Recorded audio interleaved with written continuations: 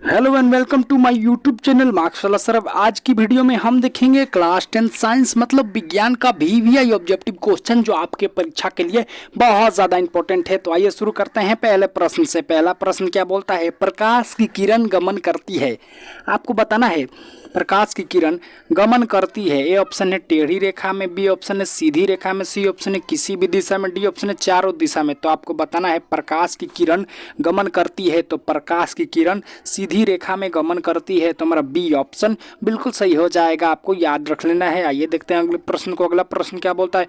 समतल दर्पण द्वारा बना प्रतिबिंब होता है। आपको बताना है समतल दर्पण द्वारा बना प्रतिबिंब होता है। ए ऑप्शन है वास्तविक, बी ऑप्शन है सीधा, सी ऑप्शन है काल्पनिक, डी ऑप्शन है इनमें से कोई नहीं। तो आपको बताना है समतल दर्पण द्वारा बना प्रतिबिंब होता है तो समतल दर्पण द्वारा बना प्रतिबिंब भैया हमेशा काल्पनिक होता है तो हमारा सी ऑप्शन बिल्कुल सही हो जाएगा। ये देखते हैं अगले प्रश्न को। अगला प्रश्न क्या बोलता है? लेंस की क्षमता का एसआई मात्रक होता है। आपको बताना है लेंस की क्षमता का एसआई मात्रक होता है। ए ऑप्शन है एंगस्ट्रॉम, बी ऑप्शन है डायोप्टर, सी ऑप्शन है ओम और डी ऑप्शन है इनमें से कोई नहीं। तो आपको बताना है लेंस की क्षमता का एसआई मात्रक होता है तो लेंस की क्षमता का एसआई मात्रक डायोप्टर होता है तो हमारा बी ऑप्शन बिल्कुल सही हो जाएगा। ये देखते हैं अब अगले प्रश्न को। अगला प्रश्न क्या बोलता है? दो डायोप्टर वाले लेंस का फोकसांतर होता है। हाय भाई फोकसांतर एके में है तो फोकसांतर आपको निकालना है। तो भैया लेंस की क्षमता का सूत्र क्या होता है? पी ऊपर 100, ये सेंटीमीटर में होता है, और बटे में एफ। तो यहाँ से हमें एफ निकालना है मतलब फोकसांतर निकालना है। तो फोकसांतर बराबर क्या हो जाएगा? 100 हाई जो पी जॉन पी इधर है ना वो चला जाएगा एफ के जगह पे मतलब बट्टे में। तो यहाँ पे क्या है? ऊपर है 100 और नीचे कितना दिया है? पी का मतलब क्या होता है? क्षमता। तो कितना दिया है? 2 डायोप्टर। तो 2 हाई कट के कितना आ जाएगा? 100 में अगर हम 2 से भाग देंगे तो कितना आ जाएगा? 50। तो देखिए ऑप्शन में 50 सेंटीमीटर कहीं दिया है का? ये है भैया सेंटीमीटर में आता है तो ऑप्शन में कहीं 50 सेंटीमीटर दिया है का? हाँ, तो बी नंबर ऑप्शन दिया है 50 सेंटीमीटर। तो हमारा कौन ऑप्शन सही हो जाएगा? तो बी नंबर वाला। तो अब आइए देखते हैं अब अगले प्रश्न को। अगला प्रश्न क्या बोलता है?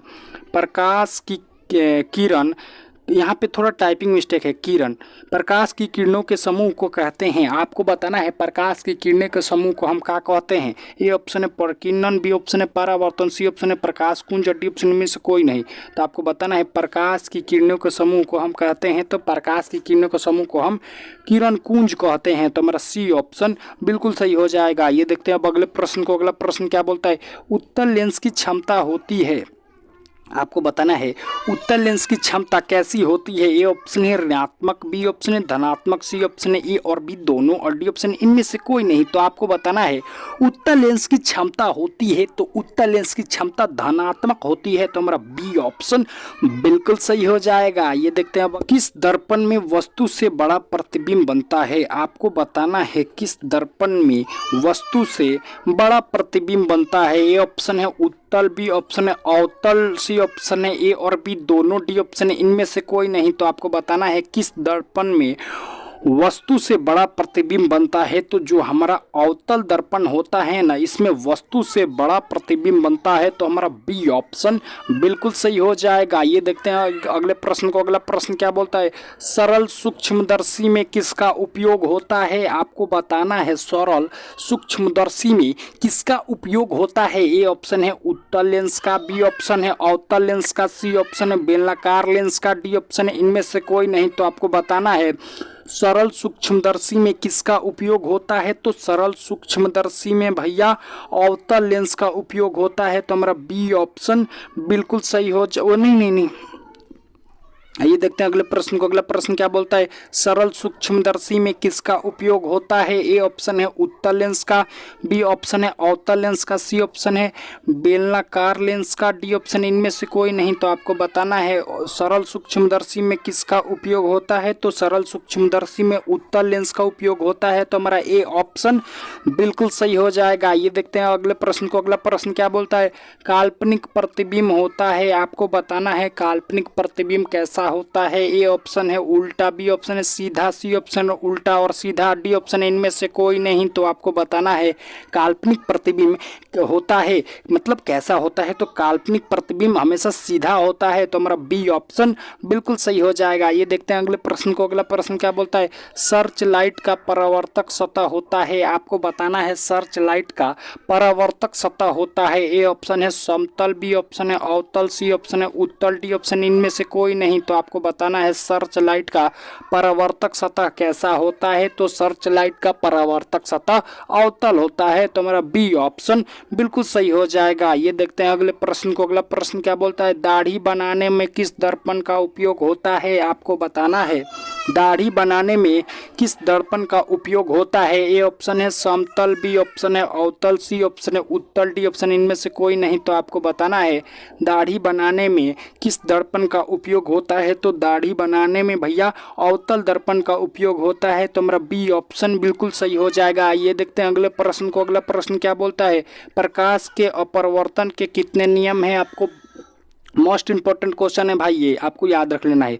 प्रकाश के अपवर्तन के कितने नियम है? ए ऑप्शन है 1, बी ऑप्शन है 2, सी ऑप्शन है 3, डी ऑप्शन है 4। तो आपको बताना है प्रकाश के अपवर्तन के कितने नियम हैं? तो प्रकाश के अपवर्तन के 2 नियम होते हैं। तो हमारा बी ऑप्शन बिल्कुल सही हो जाएगा। ये देखते हैं अगला प्रश्न। इसमें क्या बोलता है? इनमें कौन दर्पण का सूत्र है? आपको बताना है इनमें से 4 ऑप्शनों में से कौन दर्पण का रियल सूत्र है। तो दर्पण का सूत्र बराबर क्या होता है? 1 बटा में भी प्लस व्यू बटा में 1 इजकल टू 1 बटा में एफ। तो यहाँ पे देखिए कहाँ पे है भैया? तो यहाँ पे सी नंबर वाले ऑप्शन में है। तो हमारा सी ऑप्शन बिल्कुल सही हो जाएगा। आप कहेंगे कि ऐसा नहीं होता है, तो भैया दर्पण का सूत्र कई प्रकारों से लिखाया जाता है, तो आपके बुक में कोई अलग भी दिया होगा, लेकिन ये भी होता है। तो आइए देखते हैं अगले प्रश्न को। अगला प्रश्न क्या बोलता है? पतले लेंस का आवर्धन क्षमता होता है। आपको बताना है पतले लेंस का जो आवर्धन क्षमता होता है वो कैसा होता है? ए ऑप्शन है कम, बी ऑप्शन है अधिक, सी ऑप्शन है बराबर, डी ऑप्शन इनमें से कोई नहीं। तो आपको बताना है पतले लेंस की आवर्धन क्षमता होती है। तो पतले लेंस की आवर्धन क्षमता कम होती है। तो मेरा ए ऑप्शन बिल्कुल सही हो जाएगा। ये देखते हैं अगले प्रश्न को। अगला प्रश्न क्या बोलता है? मोटे लेंस की आवर्धन क्षमता होती है। आपको बताना है मोटे लेंस की आवर्धन क्षमता होती है। ए ऑप्शन है कम, बी ऑप्शन है अधिक, सी ऑप्शन है बराबर, डी ऑप्शन इनमें से कोई नहीं। तो आपको बताना है मोटे लेंस की आवर्धन क्षमता होती है। तो मोटे लेंस की आवर्धन क्षमता अधिक होती है। तो हमारा बी ऑप्शन बिल्कुल सही हो जाएगा। ये देखते हैं अब अगले प्रश्न को। अगला प्रश्न क्या बोलता है? एक अवतल लेंस की फोकस दूरी 10 सेंटीमीटर है, तो उसकी वक्रता त्रिज्या बताइए। मतलब वक्रता त्रिज्या कितनी होगी? तो भैया जो वक्रता त्रिज्या होती है ना, वो फोकस दूरी के दुगनी होती है। जो वक्रता त्रिज्या होती है वो फोकस दूरी के दुगनी होती है। तो देखिए फोकस दूरी कितना दिया है? 10 गुणे में दुगनी 10 गुणा 2, तो कितना हो जाएगा? 20। तो ऑप्शन में देखिए कहीं 20 सेंटीमीटर दिया है क्या? हाँ दिया है, डी नंबर वाला। तो हमारा डी ऑप्शन बिल्कुल सही हो जाएगा। ये देखते हैं अब अगले प्रश्न को। अगला प्रश्न क्या बोलता है? निर्गत किरण और अभिलंब के बीच के कोण को कहते हैं। मतलब आपको बताना है निर्गत किरण और अभिलंब के बीच के कोण को हम क्या कहते हैं? ए ऑप्शन है अपरावर्तन कोण, बी ऑप्शन है निर्गत कोण, सी ऑप्शन है परावर्तन कोण, डी ऑप्शन इनमें से कोई नहीं। तो आपको बताना है निर्गत किरण और अभिलंब के बीच के कोण को कहते हैं। तो भैया निर्गत कोण कहते हैं। तो हमारा सी बी ऑप्शन बिल्कुल सही हो जाएगा। ये देखते हैं अब अगले प्रश्न को। अगला प्रश्न क्या बोलता है? किस लेंस के द्वारा सिर्फ काल्पनिक प्रतिबिंब बनता है? आपको बताना है किस लेंस के द्वारा सिर्फ काल्पनिक प्रतिबिंब बनता है। ए ऑप्शन है बाइफोकल लेंस, सी ऑप्शन है समतल, बी ऑप्शन है समतल लेंस, सी ऑप्शन है अवतल उत्तल लेंस और डी ऑप्शन है अवतल लेंस। तो आपको बताना है किस लेंस के द्वारा सिर्फ काल्पनिक प्रतिबिंब बनता है। तो जो हमारा अवतल लेंस होता है ना, इसके द्वारा सिर्फ काल्पनिक प्रतिबिंब बनता है। तो हमारा डी ऑप्शन बिल्कुल सही हो जाएगा। ये देखते हैं अगले प्रश्न को। अगला प्रश्न क्या बोलता है? लेंस में मुख्य फोकस की संख्या कितनी होती है?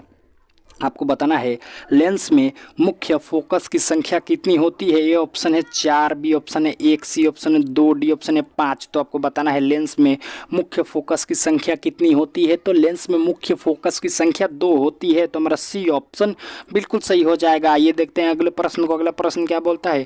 एक उत्तल लेंस होता है। आपको बताना है एक उत्तल लेंस कैसा होता है। ए ऑप्शन है सभी जगह समान मोटाई, बी ऑप्शन है बीच के अपेक्षा किनारे पर मोटा, सी ऑप्शन है किनारे के अपेक्षा बीच में मोटा, और डी ऑप्शन है इनमें से कोई नहीं। तो भैया उत्तल लेंस है ऐसा ही तो होता है ना भैया, ऐसा एकदम ऐसा होता है उत्तल लेंस। तो देखिए है बीच में मोटा है और किनारे पे पतला है, तो सी ऑप्शन में ध्यान से देखिए, किनारे की अपेक्षा बीच में मोटा, तो हमारा सी ऑप्शन बिल्कुल सही हो जाएगा। इसी के साथ सारा क्वेश्चन होता है समाप्त। अगर अच्छा लगा हो तो हमारे चैनल को सब्सक्राइब करें, और इसका आप पीडीएफ चाहते हैं तो ज्वाइन करें हमारा टेलीग्राम चैनल मार्क्स वाला सर, वहाँ पे आपको फ्री में पीडीएफ प्रोवाइड कराई जाएगी।